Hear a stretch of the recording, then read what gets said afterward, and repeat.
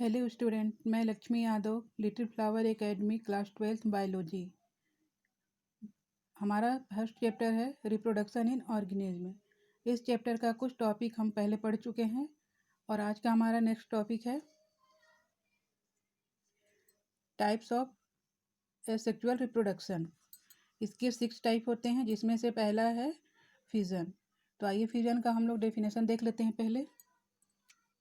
Splitting of unicellular organism into two or more than two daughter cell, that means unicellular organism split होकर 2 new daughter cell produce करता है।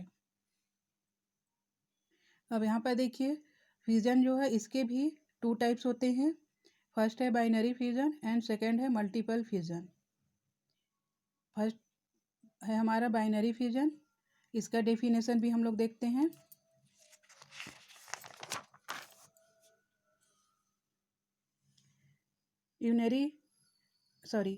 Unicellular organism is split into two equal size identical two daughter cell।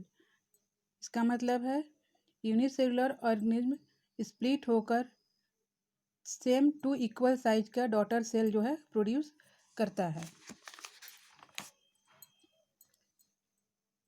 अब यहाँ पर देखिए binary fusion जो है इसके 3 टाइप्स होते हैं। Irregular binary fusion, longitudinal binary fusion and transfer binary fusion. तो फर्स्ट है हमारा इरेगुलर बाइनरी फ्यूजन। इसको समझने से पहले एक छोटा सा पॉइंट आता है हमारा। जो ऑर्गेनिज्म होते हैं इसके भी 2 टाइप्स होते हैं according to cellular structure. 2 types of organism according to cellular structure. First होगा unicellular organism, that means single cell. Unicellular organism के लाइफ टाइम जितने भी एक्टिविटी होते हैं वो केवल सिंगल सेल के द्वारा ही पूरा एक्टिवेट होते हैं। For example reproduction, nutrition, respiration etcetera. इसका एग्जाम्पल है paramecium, euglena and amoeba. Second है multicellular organism, that means many cell. Well organise structure होता है इसका और इसका एग्जाम्पल है algae, fungi, plant and animals.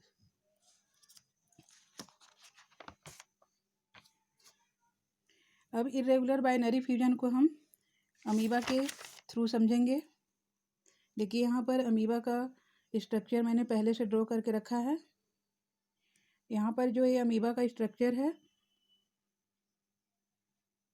इसमें इसका सेंटर भाग में यहाँ न्यूक्लियस होता है ये, और न्यूक्लियस में जेनेटिक मटेरियल्स होते हैं जैसे डीएनए, क्रोमोसोम एट्सेट्रा। यहाँ पर न्यूक्लियस में डीएनए जो है वो एंटेंगल फॉर्म में होता है, और यहाँ जो अमीबा के थ्रू हम लोग बाइनरी फ्यूजन को समझ रहे हैं इसका सबसे फर्स्ट पॉइंट जो है हमारा वो है अनकॉइलिंग ऑफ डीएनए। तो अनकॉइलिंग ऑफ डीएनए को हम देखिए यहाँ पर एक रफ डायग्राम मैंने बनाया है। तो अनकॉइलिंग ऑफ डीएनए मीन्स जो डीएनए न्यूक्लियस के अंदर होता है वो कॉइल फॉर्म में होता है, मतलब कि कुंडलित होता है। अब यहाँ पर सबसे पहले डीएनए का क्या होगा, इसको अनकॉइल करेंगे, मीन्स एक कुंडलन जो है वो खुलेगा या सीधा होगा इस तरह से। ये देखिए फिर सेकेंड स्टेप में देखिए ये 2 पार्ट्स में डिवाइड हो जाता है और ईच पार्ट्स रिप्लिकेट होकर 2 न्यू डीएनए को प्रोड्यूस करता है। यहाँ पर ये जो 2 न्यू डीएनए हमको मिला है, ये जब यहाँ न्यूक्लियस डिवाइड हो जाता है तो दोनों न्यूक्लियस में एक एक डीएनए जो है ट्रांसफ़र हो जाता है। किसी भी यूनिसेलुलर ऑर्गेनिज्म में सबसे पहले जो है न्यूक्लियस का डिवीज़न होता है और इस प्रोसेस को कैरियोकाइनेसिस कहते हैं, एंड सेकेंड टाइम में साइटोप्लाज्म का डिवीज़न होता है और इसको साइटोकाइनेसिस कहा जाता है। आइए फिर से हम लोग यहाँ पर अमीबा के थ्रू इस बाइनरी फ्यूजन को समझने की कोशिश करते हैं। तो यहाँ पर देखिए सेकेंड स्टेप में क्या है, न्यूक्लियस में डिवीज़न जो है स्टार्ट हो जाता है। यहाँ पर ये एक ग्रुप बनना शुरू हो जाता है और जैसे ही इसमें न्यूक्लियस का डिवीजन स्टार्ट होता है, साइटोप्लाज्म भी डिवीज़न के लिए तैयार हो जाता है।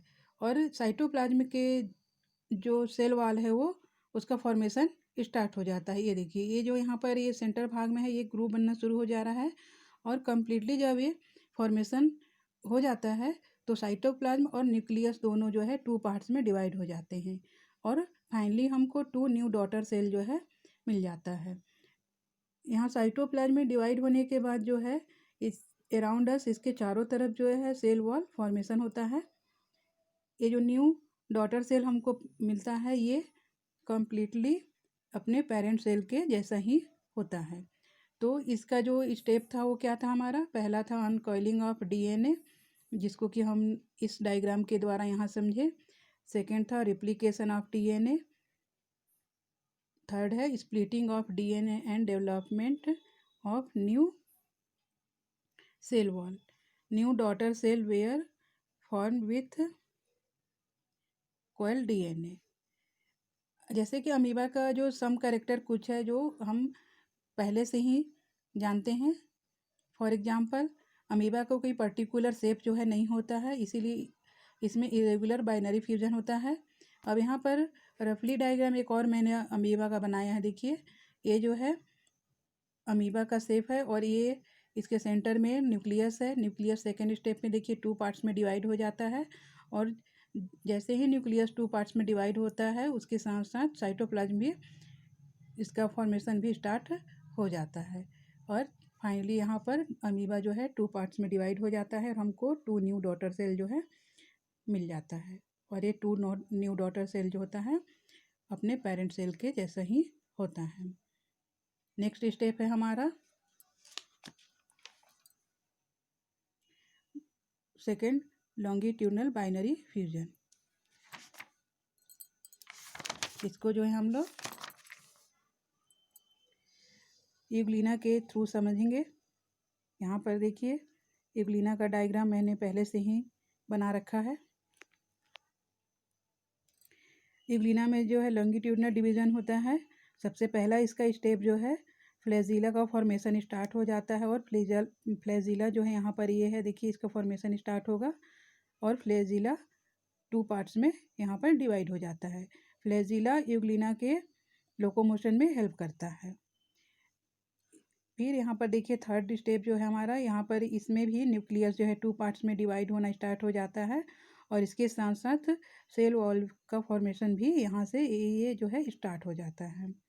सेल वॉल जब कम्प्लीटली फॉर्मेशन इसका हो जाता है तो यूग्लिना का जो साइटोप्लाज्म है सेकेंड स्टेप में, फर्स्ट में क्या होता है कि पहले न्यूक्लियस यहाँ इसका डिवीज़न होता है न्यूक्लियस का और सेकेंड में क्या होगा साइटोप्लाज्म का डिवीज़न होगा। यूग्लिना में जो डिवीज़न होता है वो इस डायरेक्शन में होता है, इसलिए इसको लॉन्गिट्यूडनल बाइनरी फ्यूजन कहा जाता है। लॉन्गिट्यूडनल मतलब लंबवत, इस तरह से लंबवत लॉन्गिट्यूडनल एक्सिस, ये सब क्या है हम लोग मैथ पोर्शन में भी पढ़ते हैं। तो ये जो पोर्शन होता है, ये जो डायरेक्शन होता है क्या होता है लंबवत, दैट मीन्स लॉन्गिट्यूडनल। तो यहाँ पर देखिए जो यूग्लिना है, इस यूग्लिना में फ्लैजिला 1 जो है ट्रांसफ़र हो जाता है और न्यूक्लियस और साइटोप्लाज्म दोनों डिवाइड होकर फाइनली हमको 2 न्यू डॉटर सेल यूग्लिना का जो है हमको यहाँ पर मिल जाता है या प्रोड्यूस हो जाता है। ये दोनों यूग्लिना जो हैं अपने पेरेंट यूग्लिना के समान ही होते हैं। ऐसा क्यों होता है, अमीबा में भी ऐसा हुआ और इसमें भी हुआ, क्योंकि हम ये जो पढ़ रहे हैं ये एसेक्सुअल रिप्रोडक्शन ऑफ टाइप्स है और एसेक्सुअल रिप्रोडक्शन में जो है केवल 1 पेरेंट्स ही या सिंगल पेरेंट्स ही भाग लेते हैं। ओके, अब थर्ड है हमारा, देखिए ट्रांसफ़र बाइनरी फ्यूजन। इसको हम पैरामीशियम के थ्रू समझेंगे। ये पैरामीशियम का डायग्राम है। इसमें भी सबसे पहले न्यूक्लियस का डिवीज़न होगा, उसके बाद साइटोप्लाज्म का डिवीज़न होता है। फर्स्ट स्टेप में देखिए ये न्यूक्लियस हमारा यहाँ पर दिख रहा है और सेकेंड में यहाँ पर न्यूक्लियस में डिवीज़न होना स्टार्ट हो जाता है। पैरामीशियम में जो डिवीजन होता है वो ट्रांसवर्स होता है। दैट मीन्स देखिए यहाँ पर जो है इसमें इस डायरेक्शन में इसमें डिवीजन होता है, इसलिए इसको ट्रांसवर्स बाइनरी फ्यूजन कहा जाता है। यहाँ पर न्यूक्लियस दो भाग में डिवाइड होके अलग अलग डायरेक्शन में देखिए दिख रहा है, और साइटोप्लाज्म ही इसके न्यूक्लियस का डिवीजन जैसे स्टार्ट होता है, साइटोप्लाज्म का जो सेल वॉल है ये भी इसका भी फॉर्मेशन स्टार्ट हो जाता है। और नेक्स्ट स्टेप में न्यूक्लियस के साथ साथ साइटोप्लाज्म भी जो है डिवाइड हो जाता है और 2 पार्ट्स में बढ़ जाता है। इसके बाद साइटोप्लाज्म के अराउंड चारों तरफ जो है सेल वॉल कम्प्लीटली डेवलप हो जाता है, और फाइनली हमको 2 न्यू डॉटर पैरामीशियम सेल जो है प्राप्त हो जाता है, ऑर्गेनिज्म जो है प्राप्त हो जाता है। ये भी पैरामीशियम का भी जो 2 न्यू डॉटर सेल मिलता है हमको, ये कम्प्लीटली पेरेंट सेल के जैसा ही होता है। इसके बाद है हमारा फिजन का ही जो टाइप्स था, ये जो हम लोग अभी 3 टाइप्स पढ़े, ये बाइनरी फिजन का था। देखिए हम लोग क्या क्या पढ़े अभी, टाइप्स ऑफ एसेक्सुअल रिप्रोडक्शन, इसके 6 टाइप होते हैं, जिसमें से पहला है हमारा फ्यूजन। फ्यूजन के भी 2 टाइप्स हुए, binary fusion and multiple fusion. First हम बाइनरी फ्यूजन पढ़े, इसका भी फिर से क्या हो गया, ये 3 पार्ट्स में डिवाइड हो गया हमारा, irregular binary fusion, longitudinal binary fusion, transverse binary fusion. अब बाइनरी मतलब फ्यूजन का जो है फर्स्ट स्टेप का हम लोग तीनों स्टेप को पढ़ चुके हैं। अब हमारा है सेकेंड स्टेप मल्टीपल फ्यूजन। चलिए इसको भी हम लोग देखते हैं अभी। मल्टीपल फ्यूजन का डेफिनेशन देख लेते हैं। Many individual cell were form from a single parent. That means इसका मतलब क्या होता है, पर्टिकुलर जब कोई सिंगल सेल या पेरेंट मैनी या मल्टीपल डॉटर सेल को प्रोड्यूस करता है तो उस प्रोसेस को क्या कहा जाता है, मल्टीपल फ्यूजन कहते हैं। मल्टीपल फ्यूजन को हम इस डायग्राम या इस सेल के द्वारा देखिए ऑर्गेनिज्म के द्वारा समझेंगे। यहाँ पर एक यूनिसेलुलर ऑर्गेनिज्म का डायग्राम हमने बनाया है, इसके सेंटर में भी ये न्यूक्लियस है, साइटोप्लाज्म है हमारा। अब यहाँ पर देखिए जो मल्टीपल से फ्यूजन होता है, इसके लिए कुछ कंडीशन होते हैं जिसको फेवरेबल कंडीशन कहते हैं। इसका एग्जांपल फेवरेबल कंडीशन मीन्स, इसका एग्जांपल जैसे होगा ड्राई, कोल्ड, ऑक्सीजन की कमी। कभी कभी क्या हो जाता है कि हमारे इन्वायरमेंट में ऑक्सीजन की कमी हो जाती है, या हमारा इन्वायरमेंट का जो टेम्परेचर होता है ज़्यादा होता है या कभी कम हो जाता है, तो उस कंडीशन में ये जो सेल है इसको प्रोटेक्ट करने के लिए इसके अराउंड अस एक लेयर का फॉर्मेशन होता है, उसको प्रोटेक्टिव लेयर कहते हैं या सिस्ट कहते हैं। अब इस सिस्ट के अंदर ही क्या है, न्यूक्लियस कई बार डिवाइड होता है और न्यूक्लियाई में कन्वर्ट हो जाता है। यहाँ पर देखिए सेकेंड जो स्टेप है हमारा, 1 न्यूक्लियाई कई बार डिवाइड हो करके मेनी डॉटर सेल में प्रोड्यूस हो गया है। ओके, और each nuclei around us cytoplasm, और उसके around us cell wall formation होता है। जब कभी भी हमारे इन्वायरमेंट में फेवरेबल कंडीशन आता है तो ये जो सिस्ट है ये बस्ट हो जाता है और क्या होता है, डॉटर सेल रिलीज कर देता है। जितने भी इसके अंदर डॉटर सेल हैं ये इन्वायरमेंट में रिलीज कर देता है। ये जो डॉटर सेल हैं, ईच डॉटर सेल अपने पेरेंट सेल के जैसा ही होता है, या नए सेल का निर्माण करता है या ऑर्गेनिज्म को बनाता है। तो ये हम क्या देखें, मल्टीपल फ्यूजन।